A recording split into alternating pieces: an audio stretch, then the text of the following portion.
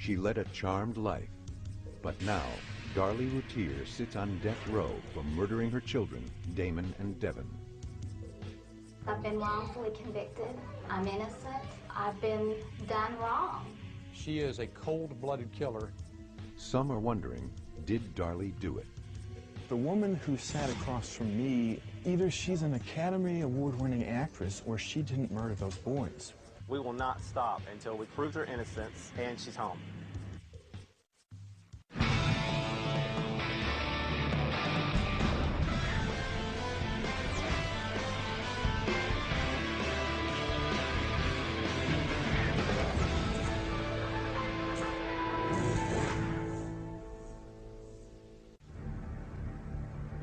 I'm 100% innocent. I did not murder Devon and Damon. She is one of 8 women in Texas who sit on death row. In 1997, Darlie Lynn Routier was sentenced to death for the murder of her 5-year-old son, Damon. She has also been accused of, but not tried for, the murder of her other son, Devon. I've been wrongfully convicted. I'm innocent. I've been done wrong. Honk for the innocent, I'm wrongly accused! Years after the murders, the case still sparks controversy. There are no gray areas. Some believe she did it. Some are equally adamant that she didn't. I think even the 12 jurors in Kerr County would have found her not guilty if they'd heard all the evidence. She is a cold-blooded killer. The Routier story began in the early morning hours of June 6, 1996, in their home in Rowlett, a suburb of Dallas. Her husband, Darren Routier, had been asleep upstairs with their 7-month-old son, Drake. Since his birth, Darlie had been having trouble sleeping when he cried at night. So when the boys, Damon and Devon, decided to sleep downstairs, she stayed with them. Then, at 2:30 a.m., all hell broke loose. The first thing I hear is this real light glass break. The next thing I hear is Darlie screaming. I mean, screaming as loud as any person you've ever heard. I ran downstairs, and as soon as I get to the edge of the stairs, I mean, Darlie's just freaking. I mean, she's Devon, Devon, Devon, Devon, Devon, Devon. I mean, she's just going off and just saying it a million times in a row.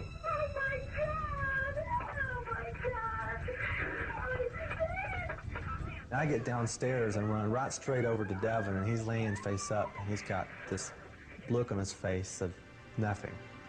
He has these 2 huge gashes in his chest. Devon had been stabbed while sleeping.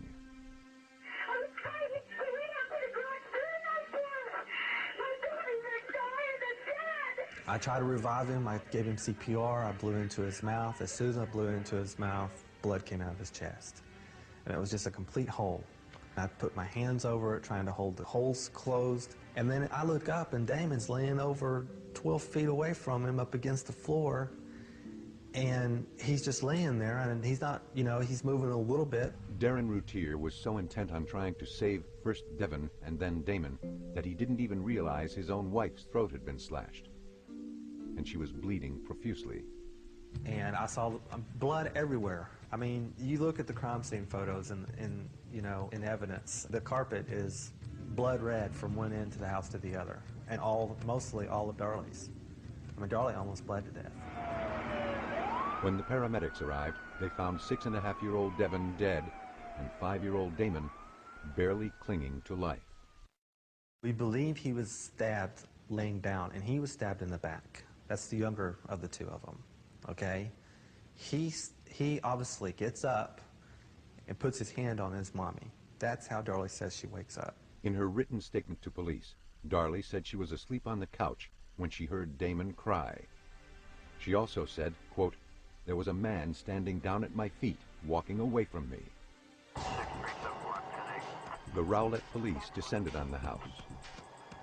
Darlie Key remembers that scene outside her daughter's home. I mean, there were probably 30 or 40 people around, and there were lights and stuff on the house, and the yellow tape was going up, and there were police officers running in and out of the house. Contaminating everything, all the evidence on the floor, adding footprints to it, smashing blood spots on the floor. Police scoured the area and found no intruder. What they did find was a cut window screen in the garage, a sock with blood drops on it in the alley, and inside on the kitchen counter, a bloody knife. Darlie said she picked up the knife after finding it in the utility room, but nothing was stolen. Even the jewelry Darlie had left on the kitchen counter was still there, intact. People were very afraid that this person was just prowling around the streets of the town and was going to strike again. The Rowlett police, unaccustomed to dealing with murders like this, brought in James Cron, a retired Dallas investigator, to examine the crime scene. I noticed the blood, or lack of blood in some cases. There was a lack of evidence connecting a suspect to this. All we had was a scene and victims, and therefore one of the victims became the suspect. We didn't start looking at the mother till 20, 30 minutes in when I told him, I said, something's wrong with this scene. 5-year-old Damon Routier died on the way to the hospital. And as Darlie was rushed into surgery, investigators were already zeroing in on a suspect. We're convinced it wasn't just a random act. No one is being ruled in or out as suspects. When we come back, just who is Darlie Routier?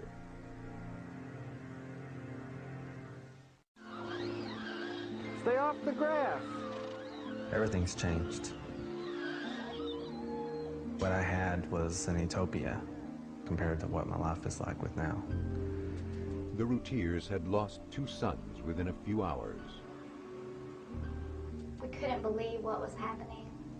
You know, that our babies were murdered, that I was left for dead. You know, who would do this? Why would somebody do this? You know, you have so many questions. The Rowlett police had many questions as well, and soon after her surgery, Darlie was interviewed. From the onset, the Routiers cooperated fully. By the morning of June 6th, news of the murders had spread throughout Rowlett, a community of 40,000. And it's like everybody else around here, it just seems safe enough. You know, as long as your door's locked, you're fine. I mean, apparently not. Most people who live here work someplace else, usually in Dallas. It's a fairly affluent town, a fairly young town as well. The median income is somewhere around $65,000.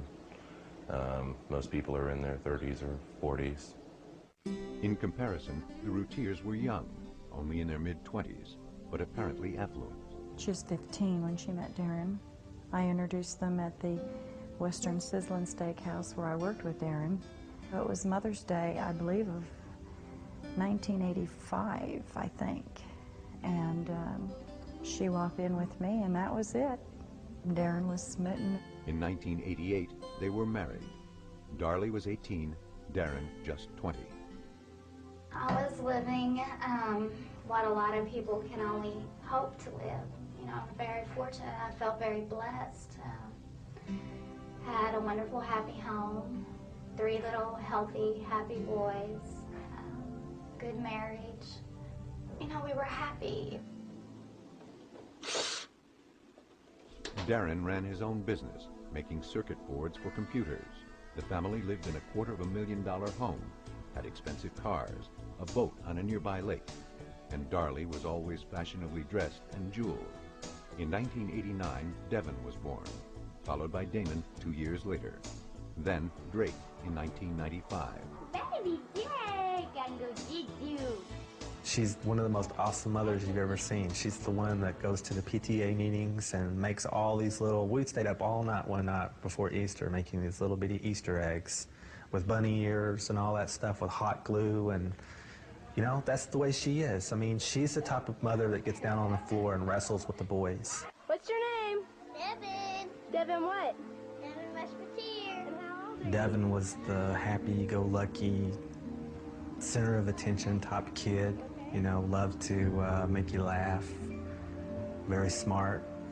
Walked me out. I mean, I went to electronics school and he taught me how to use Windows 95 at 5 years old. Damon, can you do a flip? No. What can you do? Damon was quiet. He didn't talk very much.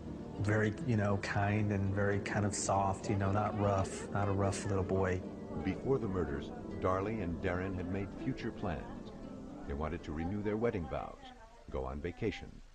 But their first priority was a 7th birthday party for Devon, and invitations had already been sent. Happy birthday to you.